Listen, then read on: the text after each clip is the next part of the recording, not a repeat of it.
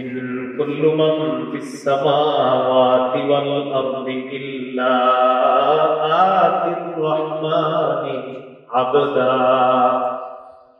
আসমান জমিনের যারা আছে, যা কিছু আছে, সবাই রহমানের কাছে দাস রূপে উপস্থিত হবে। এটাকে বলা হয় সাধারণ দাসত্ব।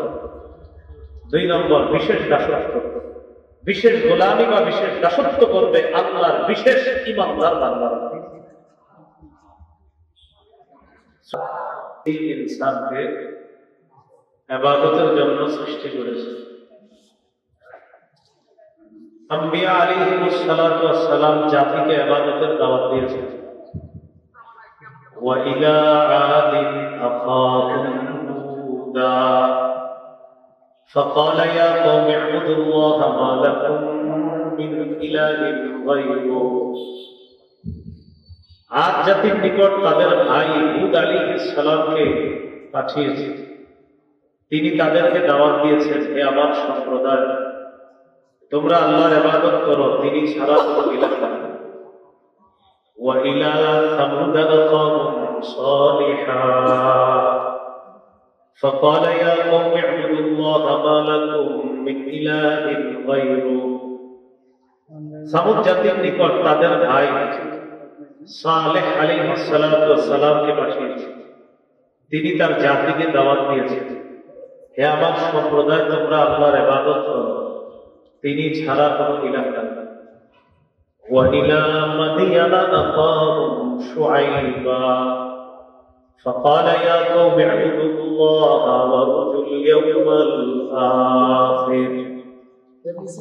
মাদিয়ানবাসীর কাছে শুআইব আলাইহিস সালামকে পাঠিয়েছেন।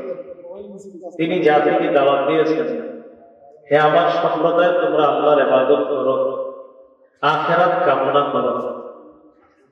মানুষ জিন আল্লাহ সৃষ্টি করেছেন ইবাদত করার জন্য। ইবাদত কতদিন করা যাবে?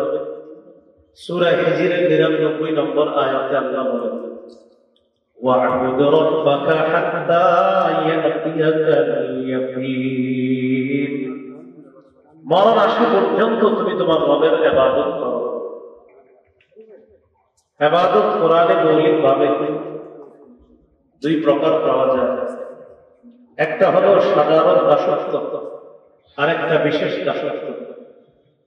আল্লাহর রাজত্ব বরত্বের দাসত্ব ইমানদার এবং বেঈমান যারা আছে সবাই একদিন স্বীকার করবে। ইমানদাররা দুনিয়াতেও করে, আখিরাতেও করে। কাফের মুশরিক বেদিন যারা, এরা দুনিয়াতে বুঝে সমস্ত ক্ষমতার মালিক আল্লাহ, না বুঝার ভান ধরবে। কিন্তু আখিরাতে তারাও দাস রূপে উপস্থিত হবে, কিন্তু কাজ হবে না। সূরা মারিয়ামের ৯৩ নম্বর আয়াতে আল্লাহ বলেন, ইন কুল্লু মান ফিস সামাওয়াতি ওয়াল আরদি ইল্লা আতির রহমানি আবদা। আসমান জমিনের যারা আছে, যা কিছু আছে, সবাই রহমানের কাছে দাস রূপে উপস্থিত হবে। এটাকে বলা হয় সাধারণ দাসত্ব। 2 নম্বর বিশেষ দাসত্ব। বিশেষ গোলামি বা বিশেষ দাসত্ব করবে আল্লাহর বিশেষ ঈমানদার বান্দারা।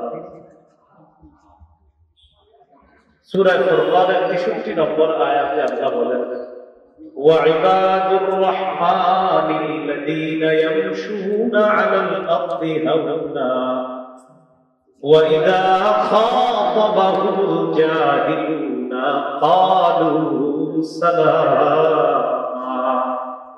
রহমানের প্রকৃত বান্দা তারা যারা দুনিয়াতে নম্র হয়ে চলে, বিনয়ী হয়ে চলে, অহংকার মুক্ত চলে।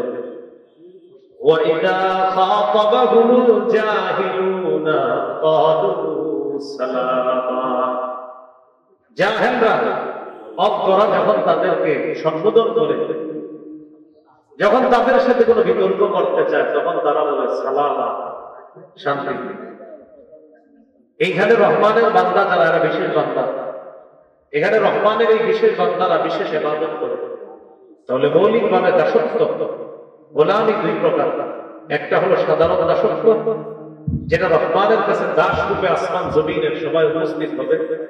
আরেকটা হলো বিশেষ দাসত্ব, বিশেষ গোলামি বা বিশেষ দাসত্ব করে আল্লাহর বিশেষ ইমানদার বান্দারা।